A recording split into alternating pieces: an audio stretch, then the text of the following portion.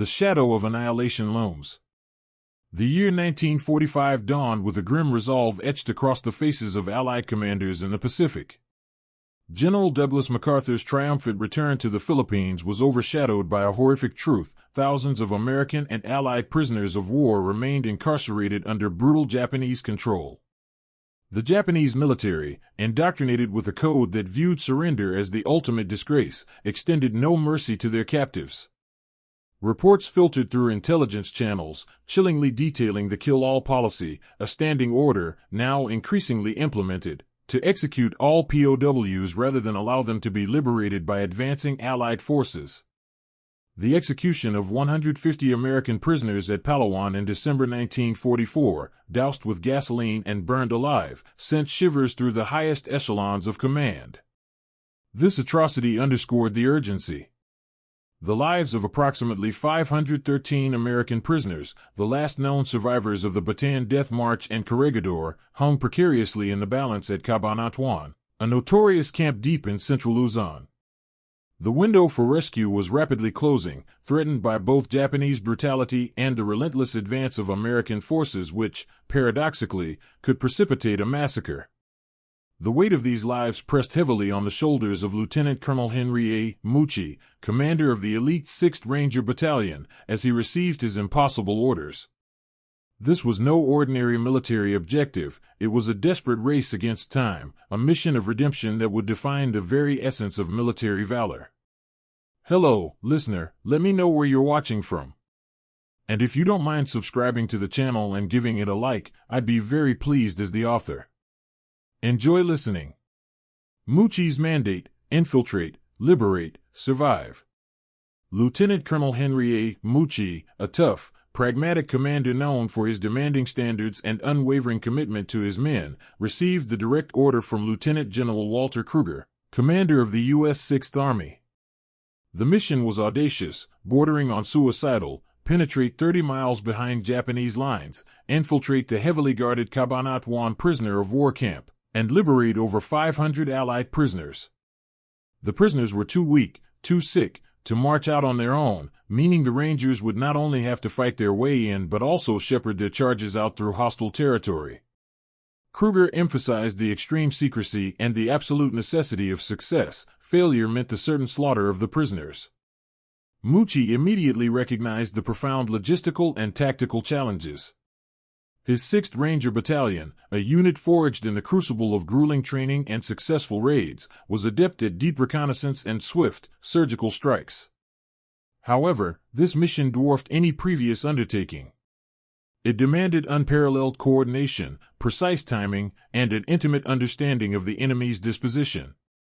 Mucci knew the success hinged not only on the courage of his Rangers but also on the invaluable, albeit often underestimated, local knowledge and fighting prowess of Filipino guerrillas. Their network of intelligence and their ability to navigate the labyrinthine Philippine terrain would be critical to achieving the impossible. The Filipino underground, eyes and ears of the jungle.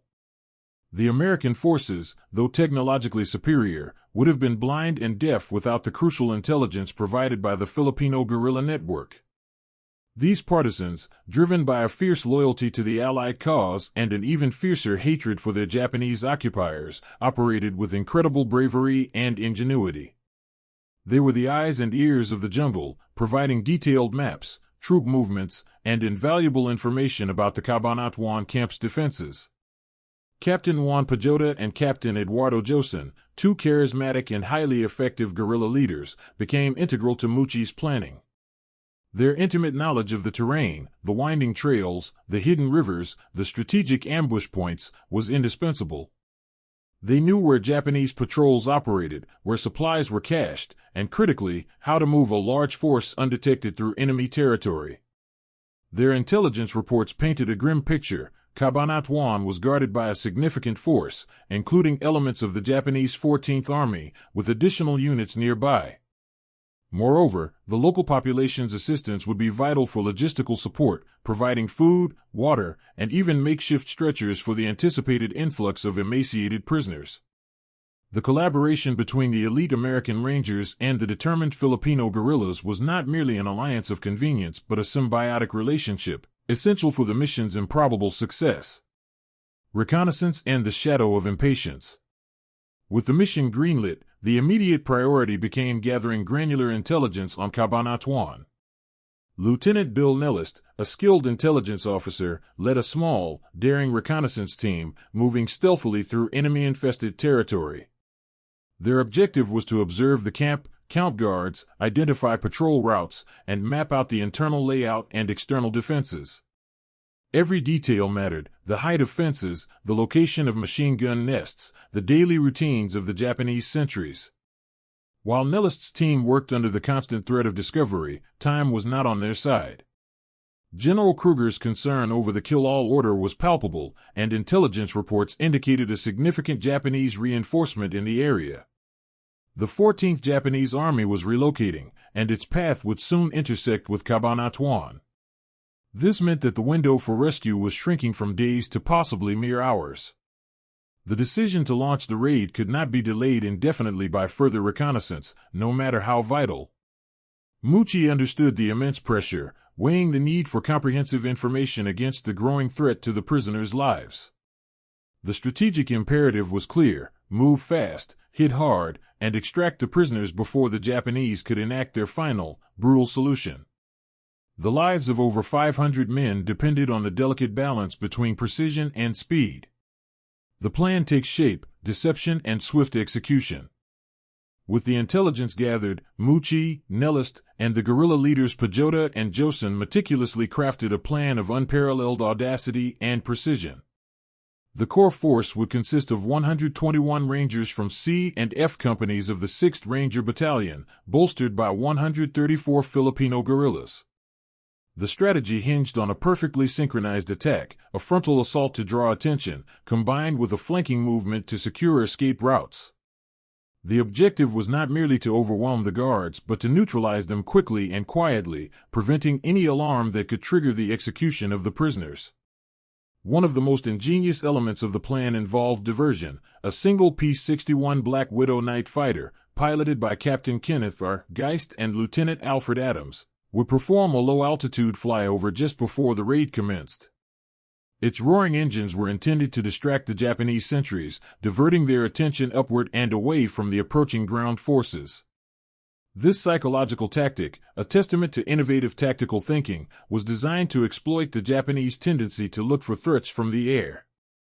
The escape route was planned through the Pampanga River, providing a natural barrier against pursuit. Every ranger and guerrilla knew the stakes: failure was not an option. The lives of their countrymen, weakened by years of suffering, rested entirely on their ability to execute this complex plan flawlessly, under the cover of darkness. The long, silent march.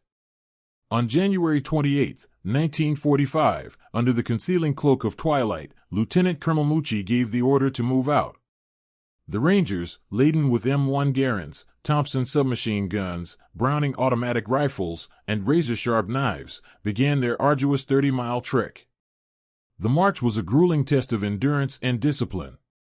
They moved through dense jungles, waded through waist-deep swamps, and navigated treacherous terrain, their every step guided by their Filipino allies. Silence was their shield. Orders were given in hushed tones, equipment was carefully muffled to prevent any telltale clatter, and the men communicated through hand signals honed over countless drills. The oppressive humidity of the Philippines clung to them, soaking their fatigues in sweat, while insects provided a constant, irritating torment. Declassified mission logs reveal the immense psychological strain. Every rustle in the undergrowth could be a Japanese patrol, every shadow a potential enemy. Their progress was slow but steady, a spectral column of determined men moving deeper into the heart of enemy territory, each mile bringing them closer to the 513 souls they had sworn to save. This silent procession was the embodiment of the Ranger Creed, a small, highly trained force undertaking a high-risk mission far beyond the front lines. The Alamo Scouts' final vigil. While the main Ranger force marched, an even smaller, more specialized unit was already in position. The Alamo Scouts, the 6th Army's elite reconnaissance force, had slipped ahead to establish a final observation post. Lieutenants Tom Rounceville and Bill Nellist, along with their team, occupied a dilapidated shack with a direct line of sight to the Cabanatuan camp. From this precarious perch, they conducted the most critical phase of intelligence gathering. For 24 agonizing hours, they meticulously documented every detail of the camp's routine, guard rotations, the placement of machine gun nests, the number of sentries on the watchtowers, and the flow of traffic on the nearby highway. Their reports, relayed back to Mucci via guerrilla runners, were the final pieces of the puzzle. According to their declassified after-action reports, they could see the skeletal figures of the American prisoners inside, a haunting confirmation of their fragile state. The scouts' work was the epitome of high-stakes espionage, operating with no support, where discovery meant certain death and mission failure. Their courage provided the real-time intelligence upon which the entire raid would hinge. The agonizing 24-hour delay. Just as Mucci was preparing to give the final order for an attack on the evening of January 29th, a breathless runner arrived from the Alamo Scouts observation post. The intelligence was alarming. A significant column of Japanese troops, possibly a battalion strong, was moving down the highway adjacent to the camp. To attack now would be to walk into a potential ambush, trapping the Rangers between the camp's garrison and a much larger, battle-ready enemy force. Mucci faced a gut-wrenching decision. Delaying the raid increased the risk of discovery and the possibility of the kill-all order being carried out. Attacking invited catastrophic failure. Trusting his intelligence and the counsel of Captain Pajota, who confirmed the enemy movement, Mucci made the difficult but strategically sound choice to postpone the raid for 24 hours. The men were ordered to hold their positions and remain concealed. The psychological toll of this delay, as documented in soldiers' diaries, was immense. They were a ticking clock, hidden deep in enemy territory, their nerves stretched to the breaking point as they prayed their concealment would hold for one more day. Inside the wire, the edge of despair. Within the barbed wire fences of Cabanatuan, hope was a dangerous currency, long since devalued by years of starvation, disease, and brutal treatment. The 513 prisoners were ghosts of their former selves, skeletal figures ravaged by beriberi, dysentery, malaria, and pellagra. Their world had shrunk to the zero ward, a section of the camp where men deemed too sick to work were sent to die, and the endless, monotonous roll calls under the unforgiving Philippine sun. Daily rations consisted of a few spoonfuls of watery lugaw, a thin rice gruel, barely enough to sustain life. As recorded in the secret diaries of prisoners like Captain Bert Bank, they clung to rumors of MacArthur's return, but after 3 years of captivity, such whispers were often dismissed as delirium. They were unaware of the drama unfolding just beyond their prison.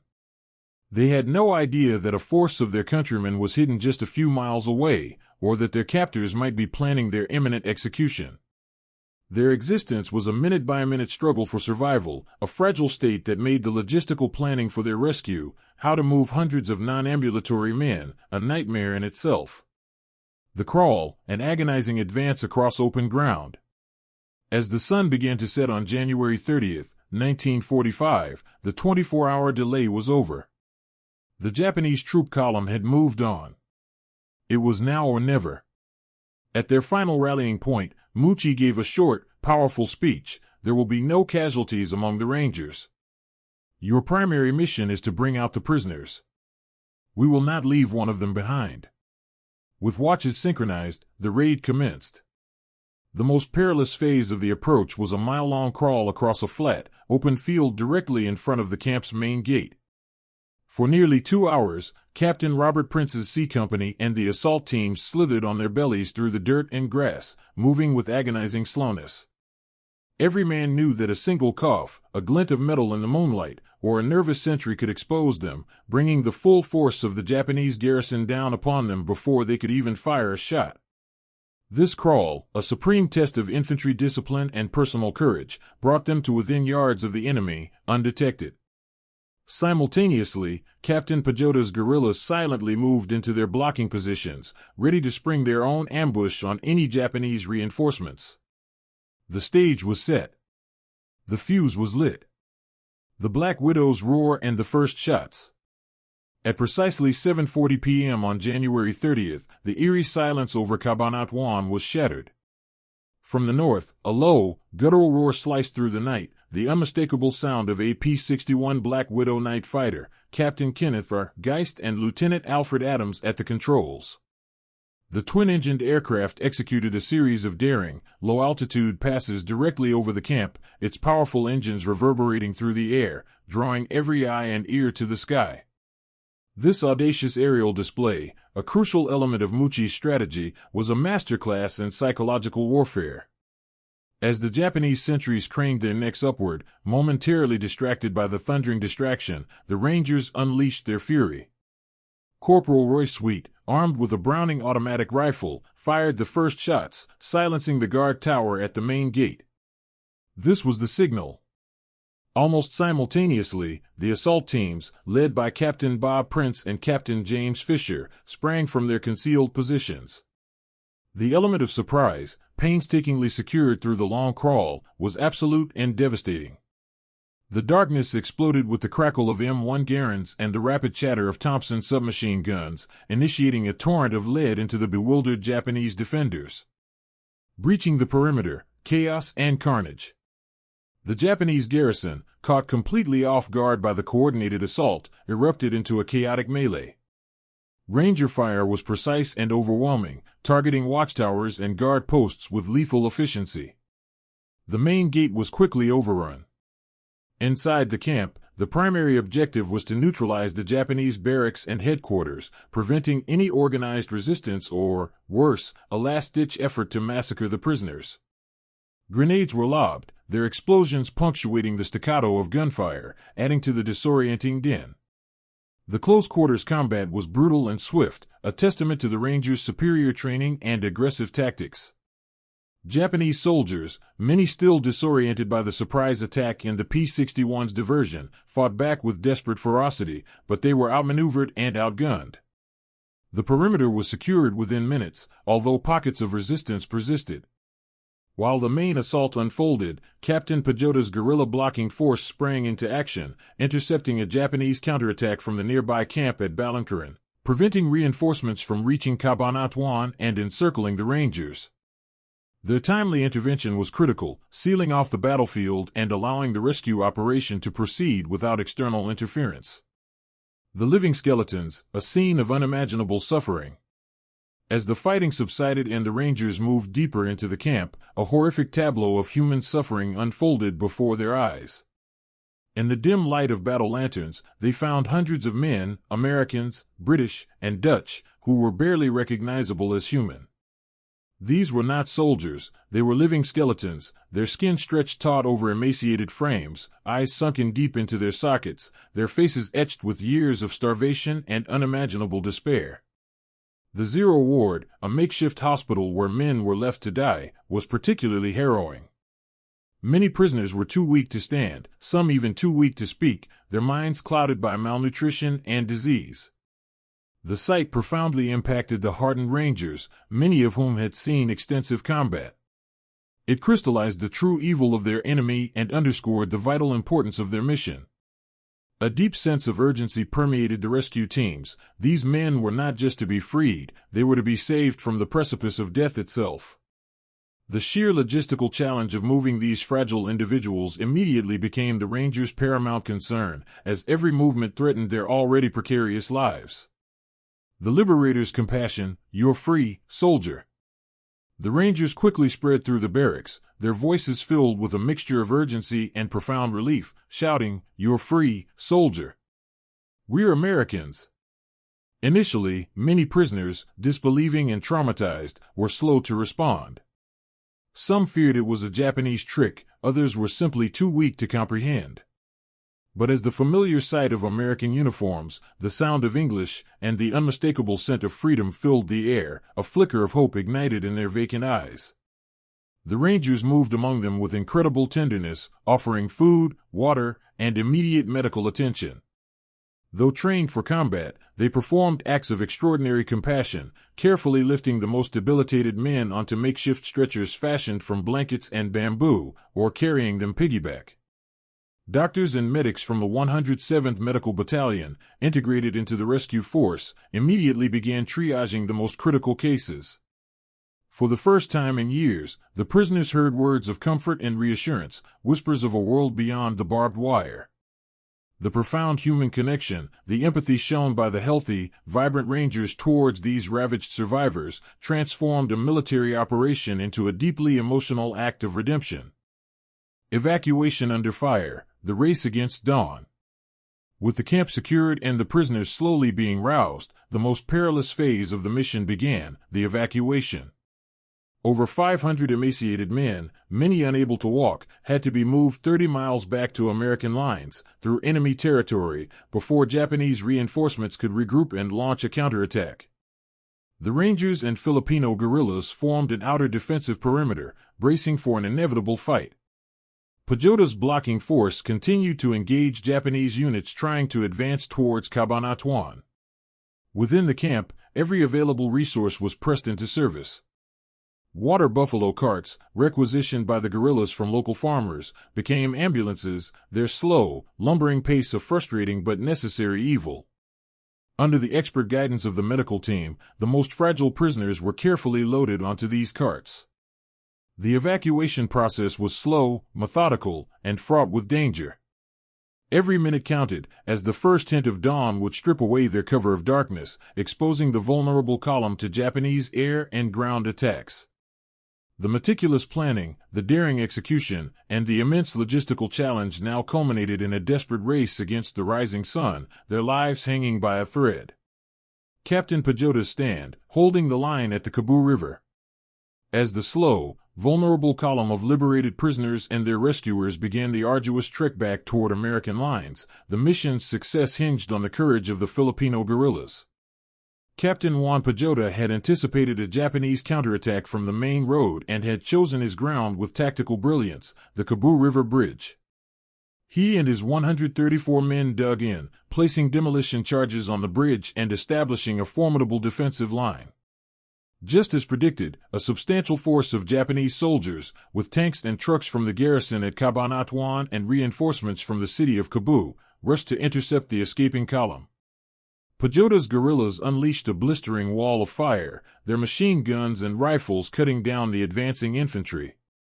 When a Japanese tank attempted to cross the bridge, they detonated the charges, destroying the structure and creating a critical bottleneck.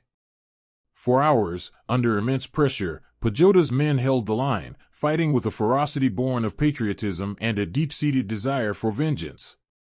This heroic stand, a crucial component of the overall plan, bought the precious time needed for the main body of Rangers and prisoners to slip away into the night, unseen and unmolested. The long road home, a column of hope. The journey back was a slow, agonizing procession. The water buffalo carts, or carabaos, lumbered through the darkness, each jolt a source of pain for the fragile men they carried. Rangers, having given their own rations and water to the prisoners, walked alongside, providing security and encouragement. The local Filipino villagers, alerted by the guerrilla network, played an indispensable role that is often overlooked in official histories. They emerged from their homes along the route, offering food, water, and fresh carabaos to replace the exhausted ones. This spontaneous outpouring of support from the civilian population transformed the military column into a moving sanctuary of humanity. As recorded in archival interviews with the Rangers, the sight of these villagers risking their lives to help was profoundly moving and demonstrated the deep bond forged between the liberators and the local population. The column stretched for over a mile, a testament to the scale of the logistical challenge. It was a slow, vulnerable target, but protected by the darkness and the heroic sacrifice of Pejota's men, it moved steadily toward safety. Reaching the American lines, tears and triumph. As dawn broke on January 31, 1945, the lead elements of the rescue column finally made contact with American lines at the Pampanga River. The sight that greeted the waiting American soldiers was one they would never forget. Out of the morning mist came the haggard, skeletal figures of the liberated prisoners, supported by the grimy, exhausted but triumphant Rangers. A wave of emotion swept through the ranks. Hardened combat veterans wept openly at the sight of their countrymen, who looked more like ghosts than living men. Medics rushed forward to provide immediate care, and trucks were brought up to transport the men to field hospitals. The prisoners, overwhelmed and disbelieving, finally understood they were safe.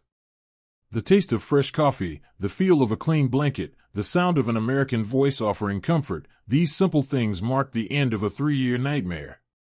For Lieutenant Colonel Mucci and his Rangers, it was a moment of profound, quiet satisfaction. They had accomplished the impossible. The mission had been executed with near-perfect precision, resulting in the liberation of 513 prisoners with minimal casualties to the raiding force. Only 2 Rangers were killed in action. The aftermath and analysis, a tactical masterpiece. The Great Raid at Cabanatuan was immediately hailed as a stunning success and a masterpiece of military planning and execution. From a tactical standpoint, it exemplified the principles of surprise, speed, and security. The meticulous intelligence gathering by the Alamo Scouts, the brilliant use of deception with the P-61 Black Widow, the seamless integration with Filipino guerrilla forces, and the disciplined execution by the Rangers all converged to create a near-flawless operation. Analysis of declassified documents shows that the raid's success was heavily dependent on the non-military components, the psychological impact of the flyover, the logistical support from local villagers, and the intimate terrain knowledge provided by the guerrillas. Militarily, it showcased the effectiveness of small, elite units operating deep behind enemy lines, a doctrine that would heavily influence the development of modern special forces. The economic and logistical context is also critical. The use of local resources like carabaos and the support of the civilian populace negated the need for a heavy, slow-moving supply train, which would have compromised the mission's secrecy and speed.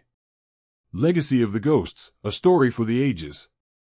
The story of the Great Raid transcended its immediate military significance.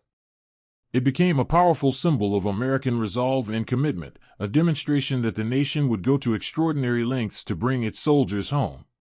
The raid sent a clear message to the Japanese that no prisoner was truly beyond reach, and it provided a tremendous morale boost to both the American public and the troops still fighting in the Pacific. The personal stories of the survivors, who slowly regained their health and returned to their families, became a testament to the resilience of the human spirit. The raid also cemented the legendary status of the U.S. Army Rangers and highlighted the indispensable, often heroic, role of the Filipino resistance. While the grand strategies of generals and the clash of massive armies defined the war's major campaigns, the raid on Cabanatuan stands as an immortal tale of human-level courage, a small band of determined men, driven by duty and compassion, who ventured into the heart of darkness to perform a singular act of liberation that echoes through the annals of military history.